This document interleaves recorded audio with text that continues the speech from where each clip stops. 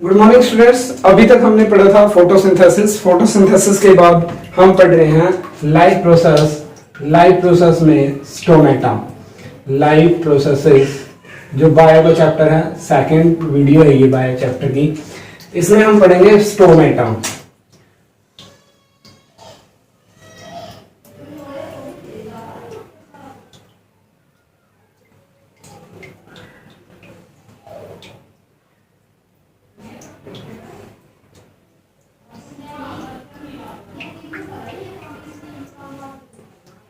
यह है stomata. Stomata इसको हमने यहां से डार्क कर देता हूं मैं, तो ये हो गया क्लोज स्टोमेटा।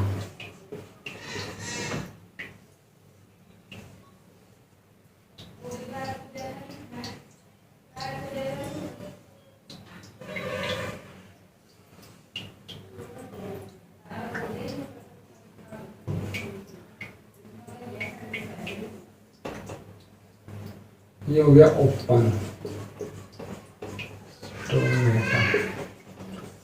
तो ये क्लोज स्टोमेटा है और ये ओपन स्टोमेटा है। यहां पर ये होती है इसकी गार्ड सेल।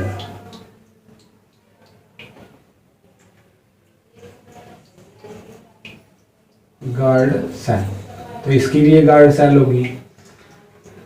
तो इसके बाद रहती है, ये होती है फैलासिड सेल। फैलासिड सेल, ये फैलासिड सेल है। और एक होती है ट्रिग्ड सेल।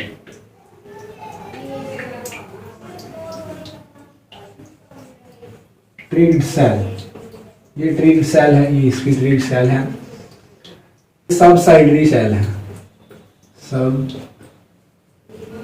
साइडरी सेल, ये सब साइडरी सेल्स होती हैं। Pores, stomata are tiny pores on surface of leaf. Leaf के सरफेस पे छोटे छोटे छोटे छोटे छिद्र होते हैं, तो वो होता है stomata. Through which exchange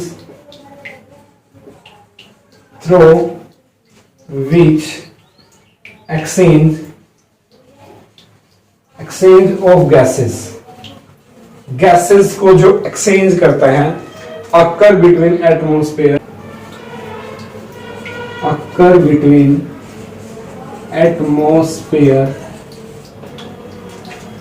and leaf तो एटमॉस्फेयर और लीफ के बीच में जो एक्सचेंज ऑफ गैसेज होती हैं उनको ये एक्सचेंज करता है, एक्सचेंज होता है। जैसे CO2 जो होती है वो क्या होगी, इन होती है, और जो O2 है वो क्या हो जाती है, आउट हो जाती है, थ्रो आउट कर देता है। तो ये होता है स्टोमेटा। स्टोमेटा का फंक्शन यही है। तो स्टोमेटा में हमारे पास बहुत सारी चीजें हैं। स्टोमेटा एक्सचेंज करता है, ये डे टाइम में क्लोज, जैसे ओपन रहता है, नाइट टाइम में ये क्लोज हो जाता है। तो स्टोमेटा लीफ,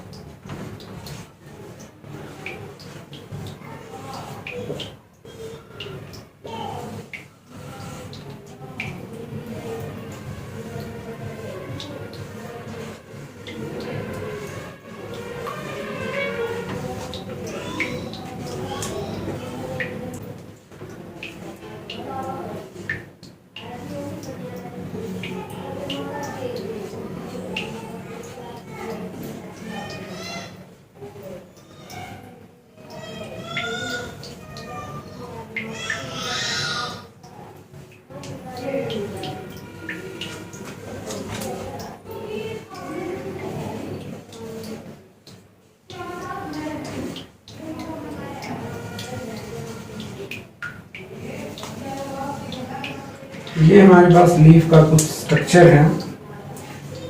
अगर हम माइक्रोस्कोप से द्वारा देखेंगे तो ये लीफ का स्ट्रक्चर हमें ऐसा दिखाई देता है। इसको अगर हम माइक्रोस्कोप के द्वारा देखें लीफ को, तो ये हमें ऐसा दिखाई देगा। अगर हम इसको माइक्रोस्कोप से देखेंगे तो क्लियरली ऐसा ही दिखाई देगा। तो ये हमें पता है, जो खुला पोर एरिया होता है उसको बोलते हैं एयर सैक।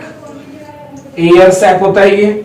ये जो होता है ये हमारे पास क्यूटिकल लेयर होती है, क्यूटिकल लेयर। और क्यूटिकल लेयर अपर इपिडर्म भी बोलते हैं, अपर इपिडर्म्स बोल दो, इपिडर्म्स। ये अपर इपिडर्म्स है और ये लोअर इपिडर्म्स है, लोअर इपिडर्म्स।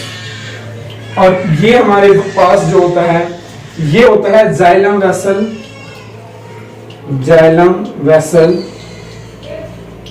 और ये होता है फिलोम ट्यूब।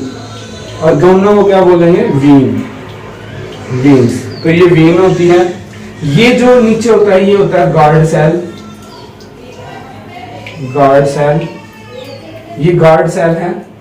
और ये एयर सैक है। यहां पर छोटे छोटे छिद्र होते हैं जिनको हम बोलते हैं स्टोमा, स्टोमेटा। अगर सिंगल है तो उसको बोलेंगे स्टोमा, स्टोमा। तो ये हमारे पास जो है ये है प्लास्टिड लेयर, स्पोनी लेयर। ये है लेयर है प्लास्टिड, प्लास्टिड और स्पोनी, स्पोनी। तो इन दोनों को क्या बोलेंगे, क्लोरोफिल, क्लोरोफिल। तो ये क्लोरोफिल होगी। अब यहां से हम इसके नाम लिख रहा हूं, क्यूटिकल लेयर ये होगी हमारे पास। यहां पर न्यूक्लियस होगा, सेल वॉल होगी, ये सेल वॉल है और ये सेल वॉल। यहां पर ये न्यूक्लियस है, न्यूक्लियस, न्यूक्लियस है। यहां पर ये जो पार्ट होता है वैक्यूल्स और साइटोप्लाज्म, वैक्यूल और ये साइटोप्लाज्म। तो ये साइटोप्लाज्म होता है। तो ये हमारे पास लीफ है। ये एक इंपॉर्टेंट रोल होता है इसका।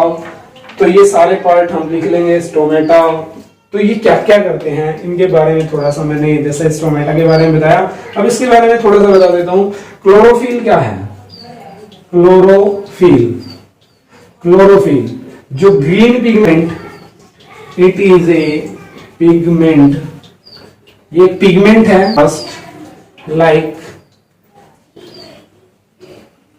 स्ट्रक्चर ऑफ क्लोरोप्लास्ट, क्लोरोप्लास्ट के जैसा स्ट्रक्चर है।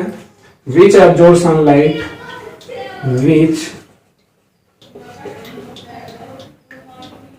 एब्जॉर्ब सनलाइट, जो सनलाइट को एब्जॉर्ब करता है। अभी मैंने बताया था क्लोरोफिल ने सनलाइट के द्वारा, वो जैसे ही फोटोसिंथेसिस प्रोसेस में बताया था वही प्रोसेस यहां पर होगी सनलाइट के द्वारा।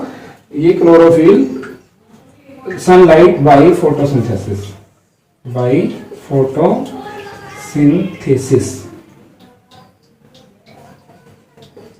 सिंथेसिस। तो ये बात मैंने पहले ही बता दी थी, ये फोटोसिंथेसिस के द्वारा प्रकाश संश्लेषण से अपना भोजन प्रिपेयर कर लेते हैं।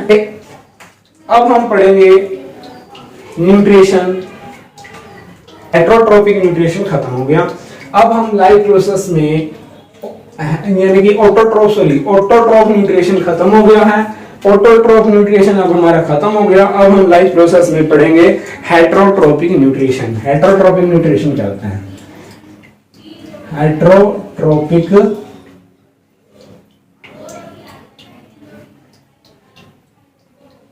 Heterotrophic nutrition, nutrition, heterotrophic nutrition.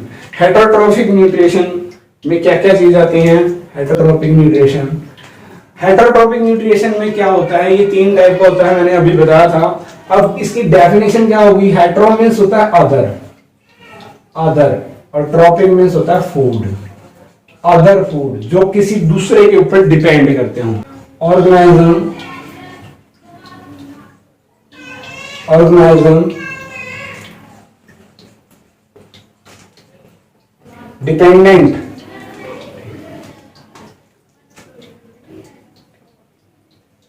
Dependent on other living things, on other living things, other living things के ऊपर डिपेंड करते हैं फॉर फूड, फॉर फूड, भोजन के लिए। तो example example plants and animals is called heterotrophs. heterotrophs. अब ये मत कहना प्लांट हेटेरोट्रॉफ्स नहीं है, plant some plants are heterotrophs. Example लिख दिया मैंने, plants and animal heterotrophs, some plants are heterotrophs, plants are heterotrophs, heterotrophs. तो एग्जाम्पल है उनका, एक जो wings fly trap, wings fly trap, pitcher plant, pitcher आमरवेल।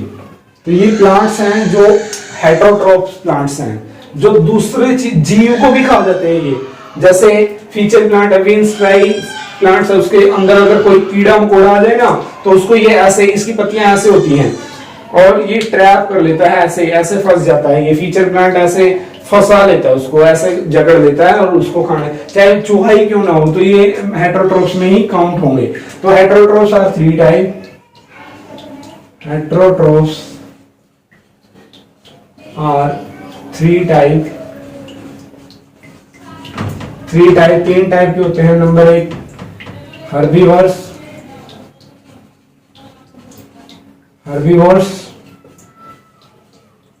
Carnivores और थर्ड नंबर ओमनिवोर्स। तो हर्बीवर्स ईट ओनली प्लांट, जो सिर्फ प्लांट्स को खाएंगे। तो example cow,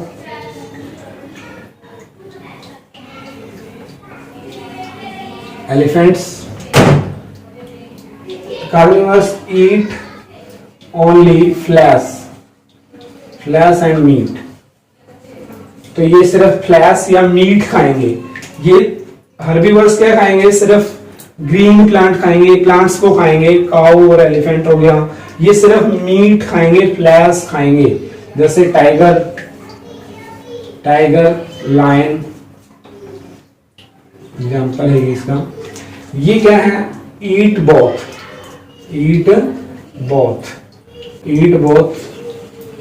plants and flesh. तो ये इसका एग्जाम्पल है human being, dog, cat, human. तो ये हमारे पास है हेटेरोट्रॉफ्स। हेटेरोट्रॉफ्स में अब हेटेरोट्रॉपिक न्यूट्रिशन मैंने बता दिया। अब पढ़ रहे हैं हेटेरोट्रॉपिक न्यूट्रिशन। हेटेरोट्रॉप्स न्यूट्रिशन में अब मैंने 3 टाइप बताए थे। हेटेरोट्रॉप न्यूट्रिशन में 3 टाइप होते हैं। एक तो फर्स्ट टाइप होता है होलोजोइक न्यूट्रिशन। अब हम पढ़ेंगे holozoic nutrition.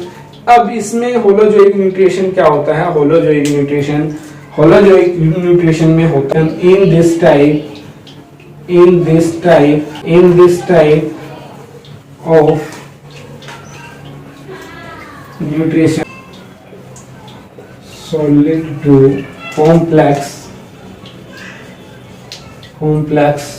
Organic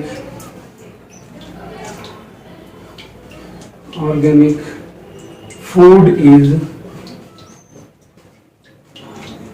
directly taken the body,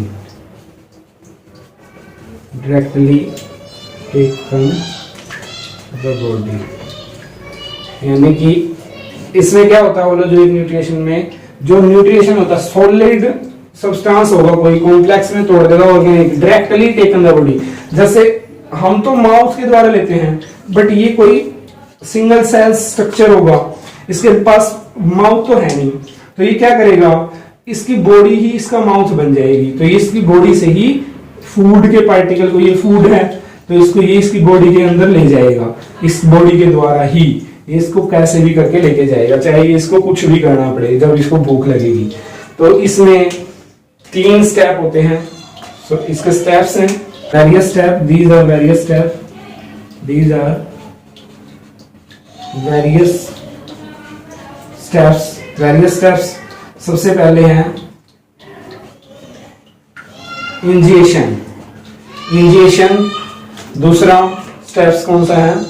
digestion.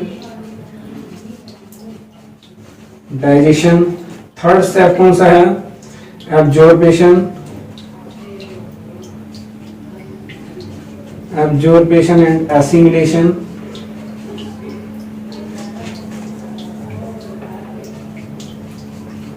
Assimilation. और फोर्थ स्टेप है इग्निशन। इग्निशन। तो ये 4 स्टेप होते हैं इसमें। अब हम पढ़ रहे हैं यही 4 स्टेप होलोजोइक न्यूट्रिशन। तो holozoic nutrition in amoeba. Nutrition in amoeba. Nutrition in amoeba में डायग्राम बना रहा हूं मैं पहले। जैसे ये सिंगल सेल और अमीबा है, तो इसमें ये क्या है? इसमें न्यूक्लियस। न्यूक्लियस ये है साइटोप्लाज्म। साइटोप्लाज्म। अब ये टेम्परेरी फिंगर, यहां पर इसने फूड पार्टिकल देख लिया, ये फूड का पार्टिकल है, फूड पार्टिकल्स। अब यहां पर इसने जैसे ही इसको देखा, इसको भूख लगी थी, तो ये टेम्परेरी फिंगर लाइक स्ट्रक्चर बना लेगा। तो इसने एक टेम्परेरी फिंगर लाइक स्ट्रक्चर बना लिया यहां पर। तो ये टेम्परेरी जो फिंगर लाइक स्ट्रक्चर है, temporary finger like structure, finger structure निकल गया। तो इस फिंगर लाइक स्ट्रक्चर को क्या बोलेंगे? सूडोपोडिया।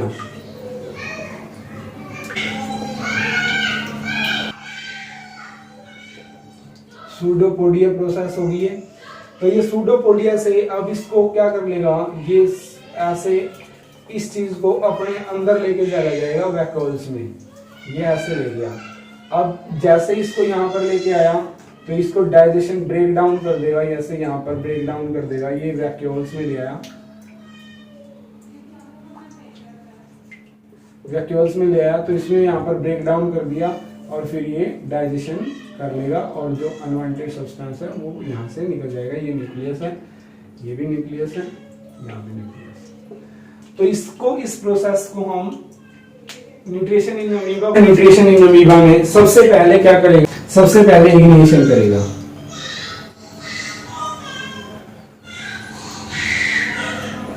इग्निशन। तो इग्निशन में क्या किया इसने? सबसे पहले तो ये एक फिंगर लाइक स्ट्रक्चर जो निकाला है उसने, तो उस टेकन, यानी कि पहले तो वेरियस स्टेप होते हैं इसमें, इंजेक्ट करेगा भोजन को। Amoeba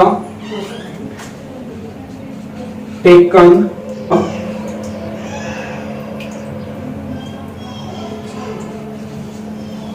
ingest food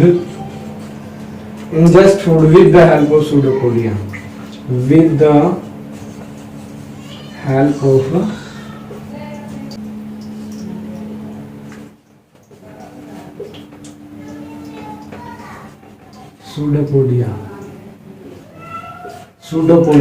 pseudopodia process से देखो इसने इंजेक्ट कर लिया ना, एक भोजन इंजेक्ट कर लिया। जैसे इसने फूड पार्टिकल देखा, उसको एकदम से इंजेक्ट कर लिया, पकड़ लिया। अब यहां से क्या करेगा? ये इग्निशन के बाद डाइजेशन करेगा। डाइजेशन में देखो इसने यहां पर ले आया वैक्यूल्स, उसको वैक्यूल्स में लेके जाएगा। तो डाइजेशन जो क्या करेगा? Vacuole break down the food particle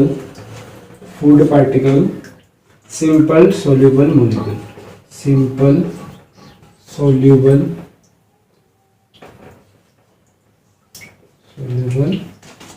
molecule, simple soluble molecules में ब्रेक डाउन कर देगा, ये पार्टिकल्स को तोड़ देगा। जिसने ये पार्टिकल्स को तोड़ दिया, ब्रेक डाउन कर दिया, अब ये डाइजेशन कर रहा है इसको। अब क्या करेगा? एब्जॉर्प्शन। एब्जॉर्प्शन। अब एब्जॉर्प्शन में क्या करेगा, ये जो सिंपल सोल्यूबल पार्टिकल है ना, वो सिंपल सोल्यूबल मॉलिक्यूल्स, जो सिंपल सोल्यूबल मॉलिक्यूल्स इसने बनाया था ना वैक्यूल्स में, उसको क्या कर लेगा, एब्जॉर्ब कर लेगा cytoplasm, absorb by cytoplasm, absorb by cytoplasm through process diffusion, through process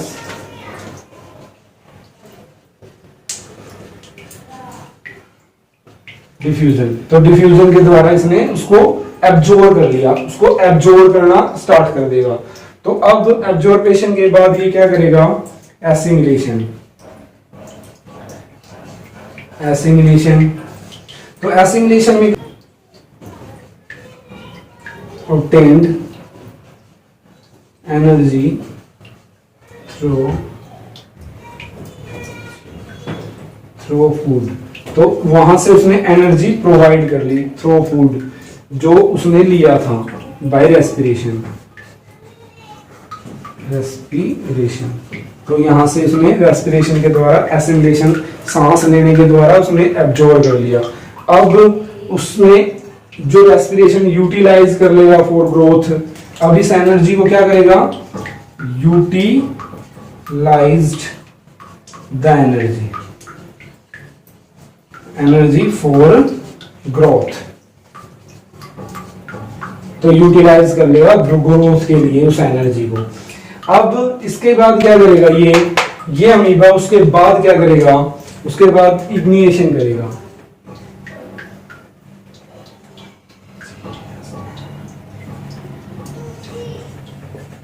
इग्निएशन कैसे करेगा, अब ये जो अनडाइजेस्टेड फूड पार्टिकल है, undigested food gate collect outside the body. तो उसको इसमें आउटसाइड द बॉडी कर लेगा, उसको कलेक्ट करेगा आउटसाइड द बॉडी, यानी कि बाहर की तरफ, एंड थ्रो आउट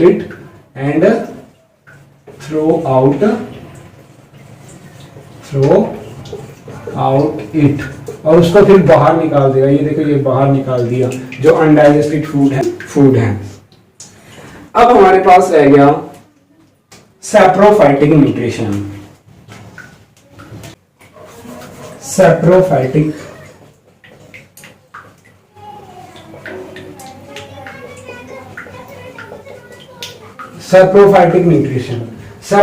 न्यूट्रिशन क्या होता है, in the nutrition an organism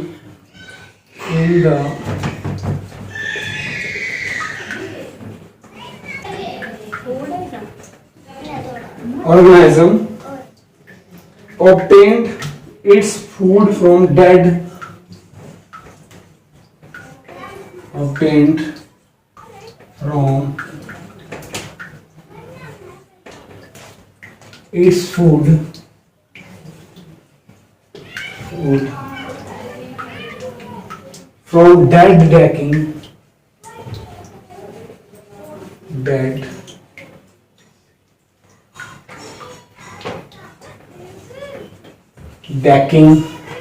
dead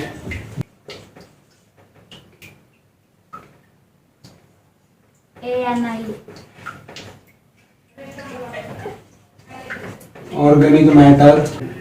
The food is digested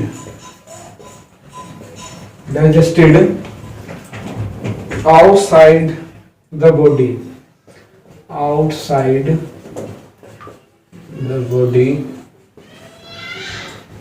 absorb of the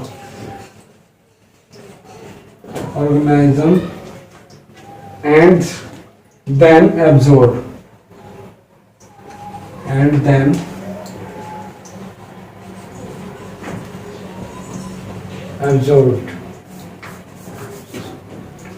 absorbed.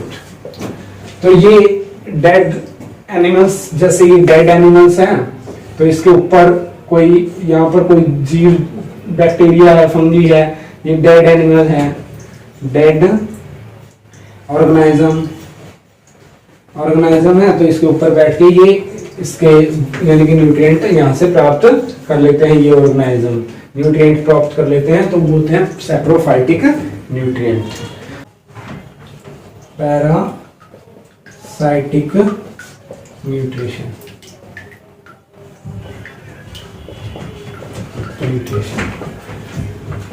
इसमें क्या होता है, जो जानवर है किसी दूसरे के ऊपर रहते हैं ना, जो जानवर वो वहां से अपना भोजन प्राप्त करते हैं, तो उसको कहते हैं parasitic nutrition.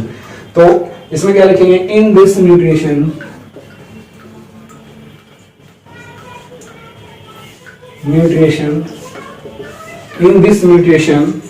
an organism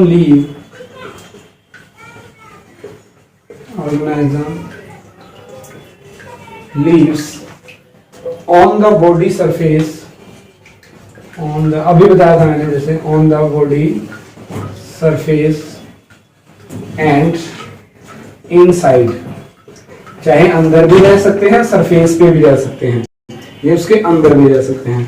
The body of another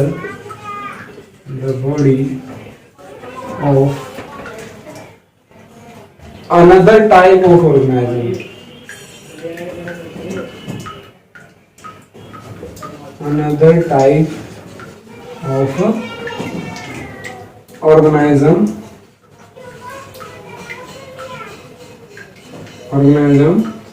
and get nutrient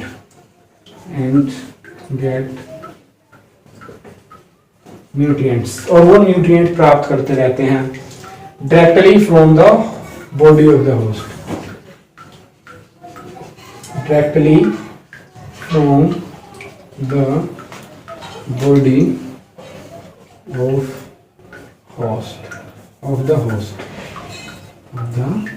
host. जैसे ये ऑर्गेनाइज्म पैरासाइटिक किसी बॉडी के ऊपर रहेंगे, जैसे मान लो ये बॉडी है, इसके ऊपर ये जानवर बैठ गया, ये इसके अंदर भी चला जाए, तो ये है पैरासाइटिक। जैसे मान लो एक डॉग है, उसपे क्या हो जाता है, उसमें चोट लग जाती है, तो उसमें छोटे छोटे कीड़े हो जाते हैं, तो वो पैरासाइटिक न्यूट्रिशन। जैसे एग्जांपल है इसका कुसकुत्ता, प्लांट्स है ये, अमरवेल बुक में भी है इसका नाम, अमरवेल प्लांट्स। तो अब होस्ट का क्या मतलब है, प्लांट्स, होस्ट का क्या मतलब है, जिसके ऊपर, जैसे ये प्लांट्स है, इसके ऊपर ये अमरवेल है, तो ये होस्ट है, होस्ट जिसके ऊपर रहता है वो होस्ट है। तो इसमें दो टाइप होते हैं ये, एक तो होता है एंडो पैरासाइटिक और एक होता है एक्टोपैरासाइटिक।